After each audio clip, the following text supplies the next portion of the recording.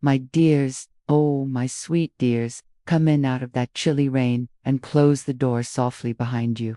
Yes, right here in my kitchen where the light is warm and the kettle is just beginning to sing. Pull that old rocking chair closer to the table, the one with the quilted cushion my mother made back when I was younger than you are now. There's fresh chamomile tea steeping in the blue pot, and I've got a loaf of cinnamon raisin bread cooling on the rack that will fill this whole room with memories if you let it. I'm Lydia Thompson, 50 years old this past spring, with silver threads weaving through my dark hair like moonlight on the sound. Laugh lines that map every joy and sorrow I've carried, and eyes that have seen more than most folks twice my age. I've got 2 beautiful daughters, Emma, sharp as winter air and twice as bracing, and Sophie, soft as summer fog with a heart that paints the world in colors most of us have forgotten how to see. And for grandbabies, Mia and Lucas from Emma, little Rose who just turned 3, and baby Jack who still smells like heaven when he naps on my chest. They call me Nana Lid, and when they do, something inside me settles, like the tide coming home.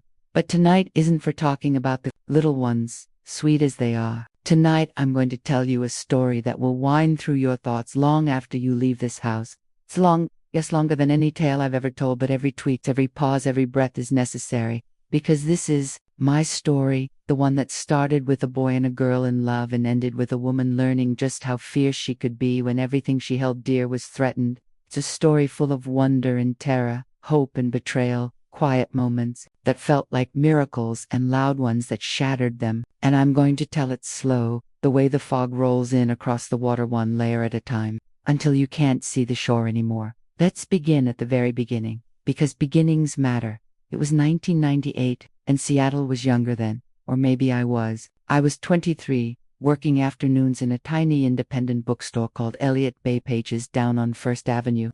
The kind of place that smelled like paper and coffee and possibility, with creaky wooden floors and shelves that reached so high, you needed a rolling ladder to get to the top. I wore my hair long in those days, usually twisted up with a pencil because I was always reading something I shouldn't have been while I was supposed to be shelving. Customers loved to ask me for recommendations, and I loved giving them, especially the ones who wanted something off the beaten path, something that would take them somewhere they'd never been without ever leaving their armchair. How I met David Harlan Thompson. It was a Saturday in October, the kind of day where the rain came down in sheets one minute and the sun broke through the next, turning every puddle into a mirror of the sky. The bell over the door jingled, and in he walked, tall, sun-browned, even though summer was long gone, hair the color of wet sand, and those eyes, gray-green, restless, always looking toward a horizon that wasn't there. He shook rain from his jacket and headed straight for the travel section. I watched him for a minute. He didn't browse like most people, flipping through glossy photo books of Paris or Tuscany. No, he went for the obscure ones, a guide to trekking in Patagonia, a dog-eared memoir about sailing the South Pacific, a map book of Central Asia that hadn't been checked out in years. Finally he came to the counter with 3 books and that easy, lopsided smile. Looking for something off the beaten path, he said, "Any recommendations?" I handed him Bruce Chatwin's In Patagonia without hesitation. "This one will ruin you for ordinary travel forever," I told him. He laughed, a low, warm sound that made something in my chest flutter. We ended up talking for 2 hours while the rain hammered the windows and the rest of the world disappeared. He told me about hiking in the Alps the summer before, about sleeping in mountain huts and waking to views that made him feel like the only person alive.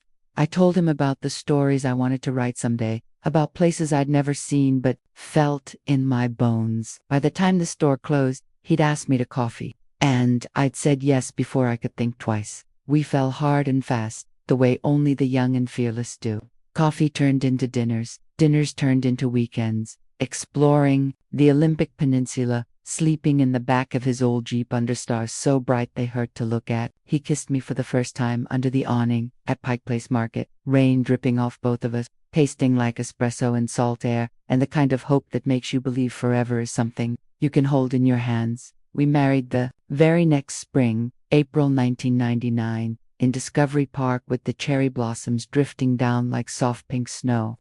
I wore a simple white sundress I'd found in a thrift shop and altered myself. He wore khakis and a white shirt with the sleeves rolled up, that same lopsided smile that had stolen my heart. Only 20 people came, our parents, a few friends, my sister who flew in from Portland.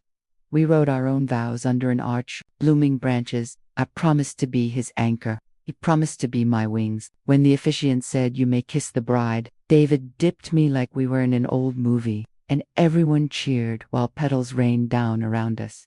We rented a tiny one-bedroom apartment on Capitol Hill with creaky floors and a view of the Sound if you leaned far enough out the window. David worked as a graphic designer for a startup. I finished my journalism degree at night and worked days at the bookstore.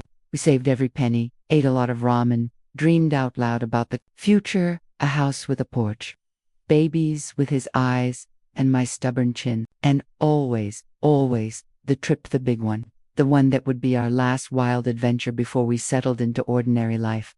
That trip came in the summer of 2000.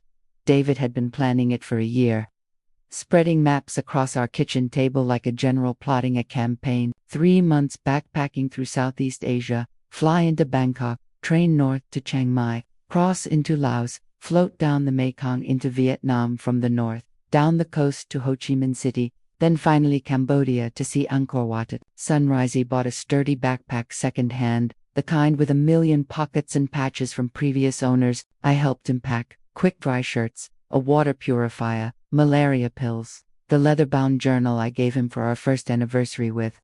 For the stories you'll bring home to me, inscribed in gold on the inside cover. The night before he left, we didn't sleep at all. We lay tangled in sheets that smelled like us, whispering plans and promises. "I'll send postcards from every country," he said, tracing circles on my back with his fingertip. "I'll call whenever I find an internet cafe. And when I come back, Lyd, we'll start trying for that baby you want so badly. We'll buy a little house with a yard and fill it with noise and fingerprints and love."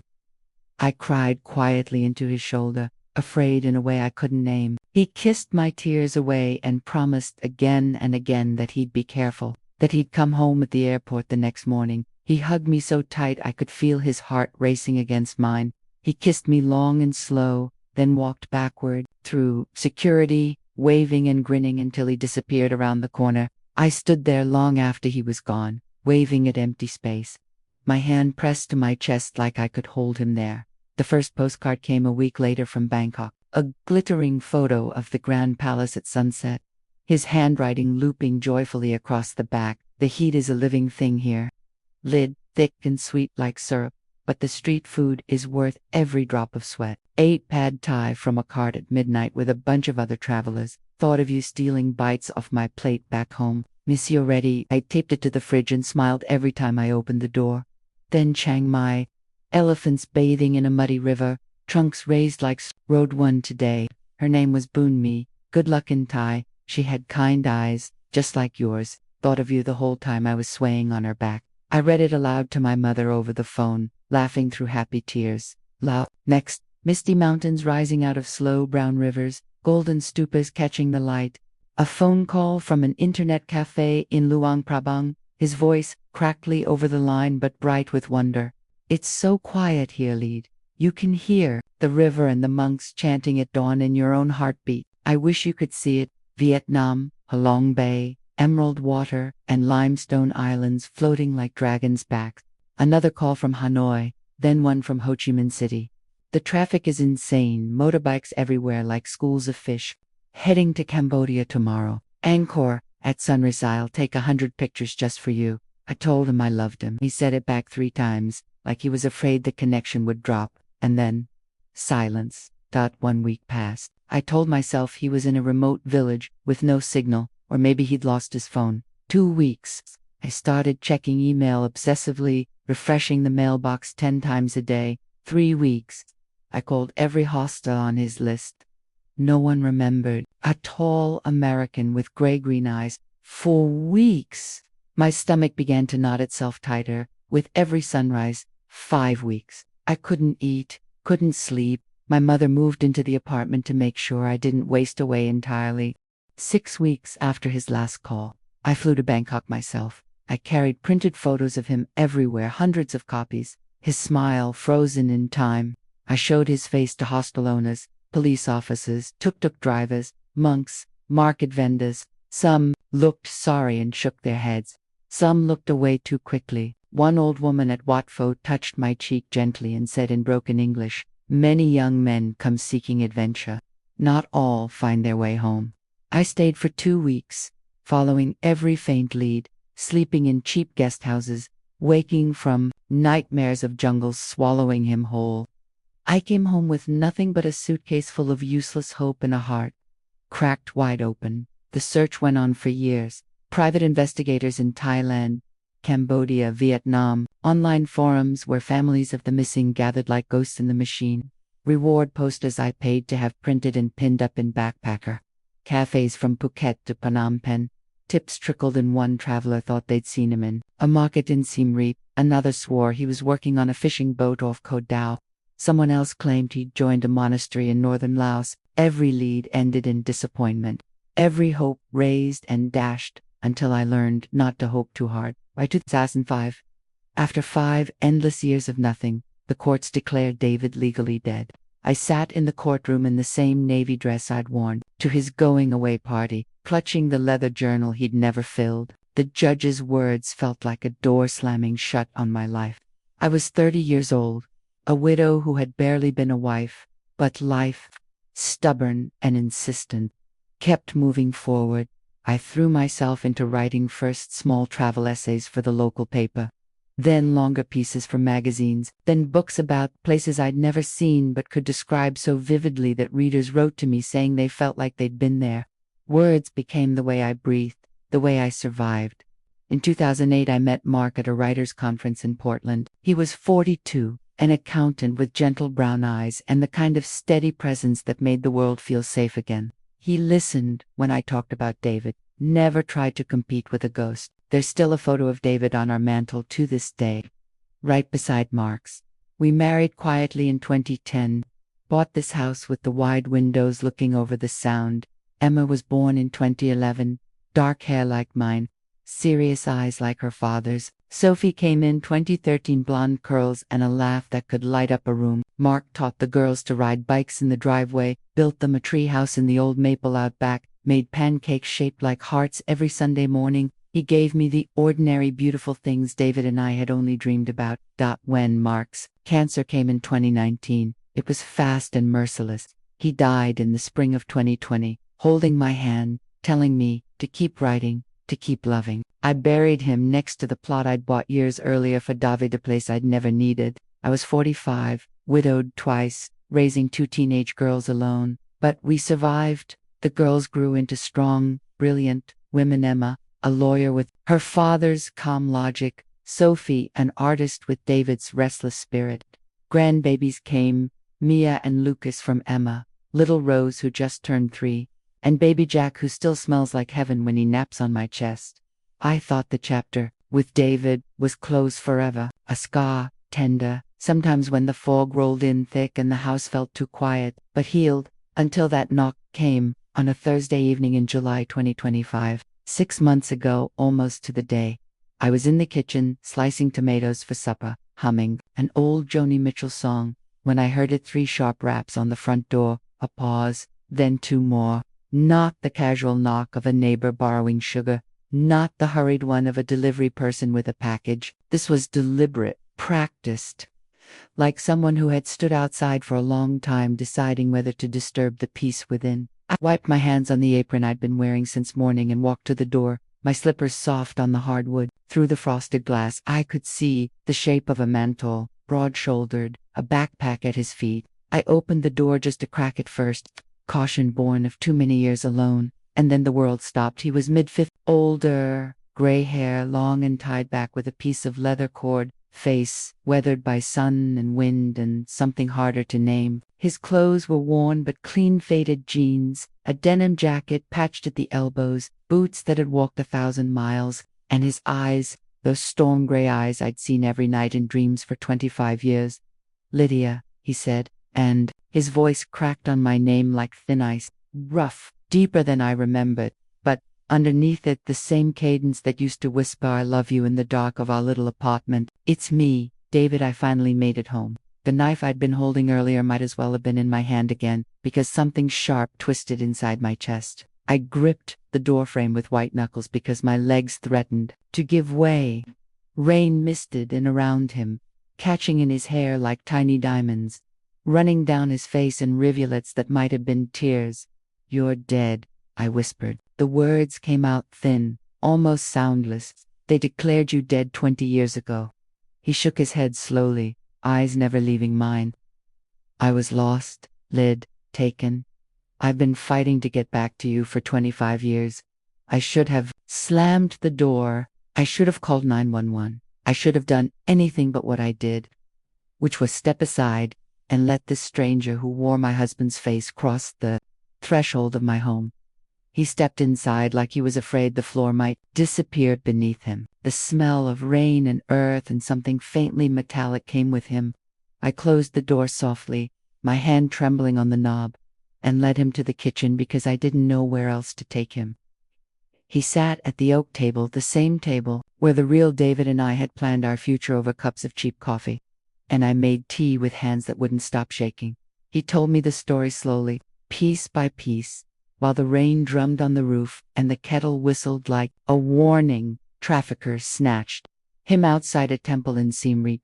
Someone slipped something into his water bottle during a sunset tour of the ruins. He woke up in the dark, wrists bound, mouth gagged, on a truck bouncing down a jungle track, sold to a hidden labor camp deep in the Cambodian interior, rubber plantations by day, tick logging by night. Guards with AK-47s who shot escapees and left the bodies for tigers and scavengers. He tried to run 4 times. The first time they beat him so badly he couldn't walk for a week. The second time they broke 2 of his fingers. The third time they chained him to a tree for 3 days in the rain. The fourth time he almost made it. He reached a river at dawn, but dogs tracked him and dragged him back. He showed me scars. As he spoke, a long, jagged line across his ribs, barbed wire, a burn on his forearm, punishment for hiding food from the guards, smaller marks on his knuckles and wrists that he said were from chains. His voice stayed steady, but his hands shook when he rolled up his sleeves. The 5th escape worked because of a monsoon. The rains came early and hard that year, turning every path to mud, flooding the camp. The guards got drunk on rice wine to celebrate surviving another season. He picked the lock on his ankle chain with a piece of wire he'd hidden for months, slipped into the floodwater, and let the current carry him miles downstream. He washed up half dead in a Hmong village where an old woman hid him in her rice barn for weeks until he could walk again. After that he moved like a ghost, false name, odd jobs, always west, always looking over his shoulder. He couldn't risk contacting me directly. If the traffickers learned he had a wife in America, they might have come for me to keep him in line. He lived on the edges of society, saving every coin for passage home. Last year he finally reached Singapore, walked into an airport bookshop on a whim, and saw one of my books on the new releases table. My author photo on the back cover, older but unmistakably me. That's how he knew I was still here. Still in Seattle. Still waiting. I listened without interrupting, tears running down my face the whole time. When he finished, the kitchen was dark except for the light over the stove. He reached across the table and took my hand, his palm rough, calloused, warm. "Carried you with me every single day," he whispered. "Every sunrise, every scar, every step I carried you." I don't know how long we sat there, but eventually I gave him the guest room at the end of the hall, the one with the sloped ceiling and the window that looks out over the water. I lay awake until dawn listening to him breathe through the walls, my heart pounding with questions I couldn't answer. Was this miracle or madness? Grief playing cruel tricks? Or something darker wearing the face of the man I'd loved more than life?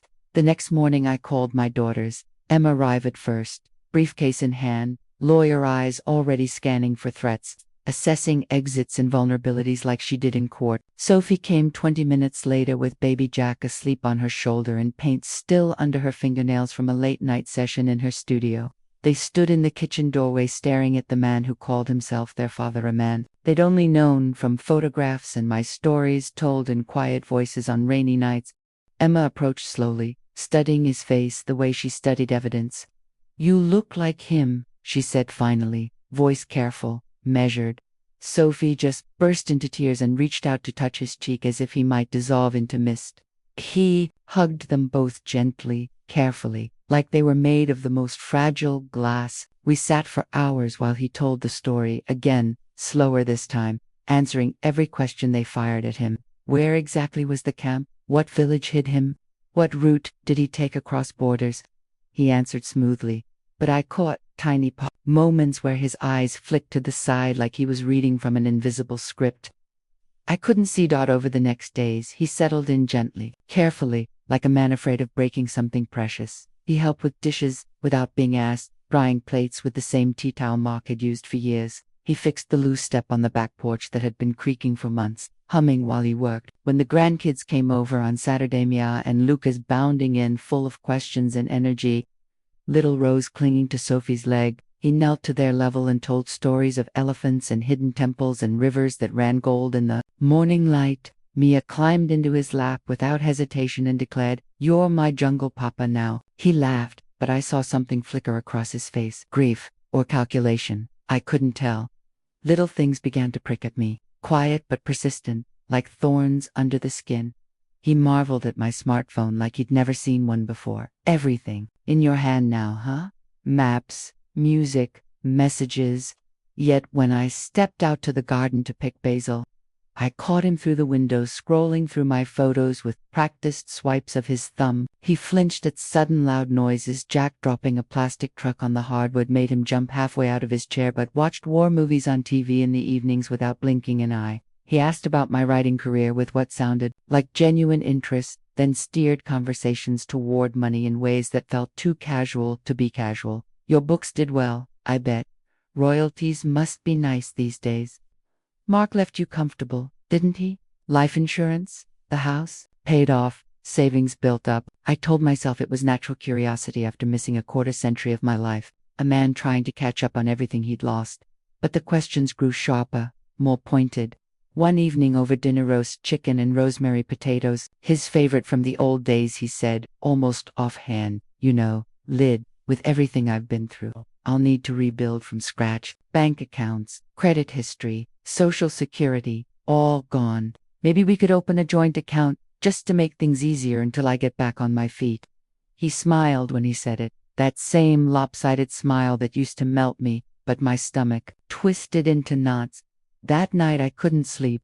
The house was too quiet, the breathing down the hall too steady, while he showered long, hot showers every evening, as if washing away years of jungle grime. I slipped into the guest room. Guilt gnawed at me like a rat, but I opened his backpack anyway. Clothes, toiletries, a worn paperback of Kerouac he claimed to have carried for years, but the pages were too crisp, the spine uncracked, and underneath everything, tucked into a side pocket, a spiral notebook. My heart stopped. Pages of handwritten notes. Not stories or neat, organized, chilling. Lydia Harlan Thompson, travel writer, 3 published books 2015 to 2022. Estimated advances $80 to $120K each. Royalties ongoing. Mark Harlan death March 2020. Probable life insurance payout $500,000 plus. House mortgage paid off 2018. Current house value Pututzam View Zillow estimate $1.2 to 1.4 meters. Daughters Emma corporate lawyer, married to tech executive, 2 children, Mia 8, Lucas 6. Sophie artist, illustrator, married to teacher, 2 children, Rose 3, Jack 6 months. Bank names I recognized as mine, my publisher's address, even the name of the financial advisor I'd used since Mark's death. I closed the notebook with fingers gone ice cold. This wasn't curiosity. This was inventory. This was a predator counting his take. I didn't confront him. Not yet. I needed proof that would bury him 6 feet deep. Instead, I started watching, really watching, the way a deer watches the forest when he hears a twig snap. His accent slips sometimes, a hint of Australian underneath a Pacific Northwest drawl. He was trying to maintain. He avoided mirrors, touched his face unconsciously like the lines and scars were unfamiliar territory. The long scar on his ribs when he changed shirts one afternoon thinking I was in the garden. I saw it was too neat, too straight, the edges slightly raised like theatrical makeup rather than healed flesh, and the wedding photo he kept in his wallet, the one he'd shown me that first night. With tears in his eyes, the creases were wrong. Too uniform, too deliberate, like it had been folded and unfolded recently to create the illusion of decades, carried close to the heart. EMA hired a private investigator the very next day. I kept smiling, kept cooking his favorite meals from the old days, kept touching his arm when he told his stories of survival and escape, but every gesture cost me. Every smile was a lie I painted on with shaking hands. Suspense wrapped around my chest like wet rope, tighter every day. What if I was wrong and this truly was David, scarred and changed by horrors I couldn't imagine? What if I was right and a redditor was sleeping under my roof, holding my grandbabies, planning to strip away everything I'd built from the ashes of loss? The PI's first report came a week later, delivered to Emma's office, and forwarded to me in a plain envelope. His name was Harlan Croft. Born in Sydney, Australia, 1969. Multiple fraud convictions across Australia and New Zealand between 2005 and 2018. Specialized in what law enforcement called resurrection scams, targeting families of long-missing loved ones, gathering intimate details from old online forums, social media posts from the desperate searchers, public records, even paid access to private investigators' old files, then showing up as the miraculously returned, complete with forged scars, aged photos, and stories tailored to every detail the family had ever shared in their grief. 3 known victims before me. A widow in Vancouver whose husband vanished, hiking in the Yukon in 1998, cleaned out of $300,000 in savings before he disappeared again. A woman in Auckland whose fiancé went missing at sea in 2002. Lost her house to a remortgage he convinced her to take out for their new life together. A retired teacher in Christchurch whose son disappeared backpacking in South America died of a stroke 6 months after discovering the scam, leaving her children to find the empty accounts. I read the report 3 times, sitting at the kitchen table after he'd gone to bed, tears running down my face for an entirely different reason than the ones I'd cried that first night. But I didn't confront him. I needed more, needed him to hang himself with his own rope. So I played the perfect loving wife, reunited after a quarter-century apart. I wore the perfume Dove would use to love jasmine and vanilla from a bottle I'd kept all these years. Cooked his favorite childhood meals, his mother's chicken and dumplings, the chili recipe he'd perfected in our tiny apartment. I cried in his arms at night about the years we'd lost, let him hold me while I pretended to fall asleep against his chest, and slowly, carefully, I fed him the rope he needed to hang himself. One evening I set the first real trap. I lit candles all through the dining room, set the table with my grandmother's china, wore the pearl earrings Mark had given me for our 10th anniversary. I poured wine, his favorite red from the Columbia Valley, and reached for his hand across the table. David, I said softly, letting my voice tremble just enough. We've been given a miracle, a second chance most people only dream about. I want to share everything with you. The accounts, the passwords, the safe combination in the study, everything. You're my husband. You should have access to it all. His eyes lit up, bright and hungry in the candlelight. He squeezed my hand, leaning forward. That means more than you know, Lyd. More than you can imagine. I leaned closer, letting my hair fall forward the way I knew he used to love. But first, tell me something only my David would remember. Something no one else could know. Our honeymoon in Mexico that night, the power went out during the tropical storm. We had no radio, no lights but the candles from the bedside table. What did we do until morning? It was the perfect test. We'd spent that night wrapped around each other, rain drumming on the tin roof of our little cabana, whispering dreams about the children we'd have, the house we'd buy, the life we'd build. No radio, no dancing, just us and the storm and the kind of love that felt immortal. He smiled, that same lopsided smile, and squeezed my hand again. We danced slow, didn't we, to that old song on the battery radio at last by Etta James. You wore my t-shirt and nothing else, and we swayed until the power came back.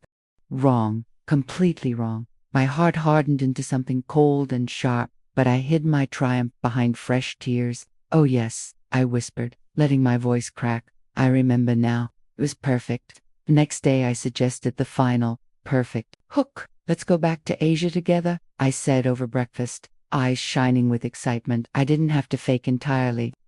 Retrace your steps. Heal the past properly. I've already booked the kid surprise departure tomorrow morning. We'll fly into Bangkok, just like you did 25 years ago, and go everywhere you went, together this time. His face glowed with eagerness I now recognized as greed. He packed that night, humming old songs, folding clothes with careful hands, already imagining the money he'd access once we were abroad, and I was even more emotionally invested. I drove him to SeaTac at dawn, the fog still clinging to the roads, chatting about beaches and sunsets and second chances. At the international terminal, I parked and turned to him with a smile. I'd practiced in the mirror until it looked real. Wait here a moment, I forgot my passport in the glove box. I'll be right back. I walked away slowly, heart thundering, so loud I was sure he could hear it through the closed windows. Minutes later, federal agents swarmed the car from every direction. Harlan's face went white as ghost glass. Lydio, what the hell? But the cuffs clicked shut before he could finish. He fought at first, shouting my name, claiming betrayal, screaming that I was making the biggest mistake of my life. Then the fight drained out of him and he sagged against the agents, defeated. As they led him away, he looked back once, eyes full of pure hate. You were supposed to be easy, he spat. Just another lonely widow. I stood there in the pale morning light, 50 years old, hands steady. For the first time in months, I was never easy, I said quietly to his retreating back. You just chose the wrong woman to underestimate. The network was bigger than even the PI had suspected. 8 people operating across 4 countries, mining old missing persons cases like gold veins, using AI to age photos convincingly, buying intimate details from hacked emails and grief, forums and corrupt officials. Harlan cooperated fully for a reduced sentence, gave up every name, every method, every bank account. The others fell one by one over the following months, like dominoes in slow motion. The trial lasted for months. I testified for 3 full days, voice calm and clear, recounting every lie, every touch. Every night, I lay awake wondering if the man down the hall was my husband or a monster wearing his skin. Harlan sat in the defendant's chair in orange, J.O. Scruggs, staring at the table the entire time, never once looking up to meet my eyes. The jury took less than 2 hours to return a verdict, 28 years, no possibility of parole. I used these seized assets, hundreds of thousands recovered from hidden accounts, to start the Second Chance Foundation, helping real families of the missing and educating people about resurrection scams. My latest book, dedicated to the real David who never came home, hit the bestseller lists and stayed there for months. The grandbabies call me Nana the Brave now, and Mia draws pictures of me as a superhero with a cape made of fog. Some nights, the fog rolls in thick across the Sound, and I stand at the kitchen window, watching the water disappear into gray. I think about the man who really went to Asia 25 years ago and never came back. I think about the man who pretended to be him and almost stole everything I'd built from the ashes of loss. And I think about the woman I became in those months of suspense and deception, the one who learned that miracles are rare. But strength is something you can grow when everything you love is on the line. So lock your doors tonight, my dears. Check the shadows twice. Listen to that knock and ask yourself who is really on the other side. And if someone ever comes claiming to be a ghost from your past wearing a face you loved, remember this old grandma's story. Some doors, once closed, are meant to stay that way. And some women, at 50, are only just beginning to discover how fierce they can be when they have to fight for what is theirs. That's the whole long truth of it. Every breath and heartbeat. The tea's gone cold, but the story's done. Now go home careful, through the fog, and keep your eyes open. You never know what might be waiting in the rain.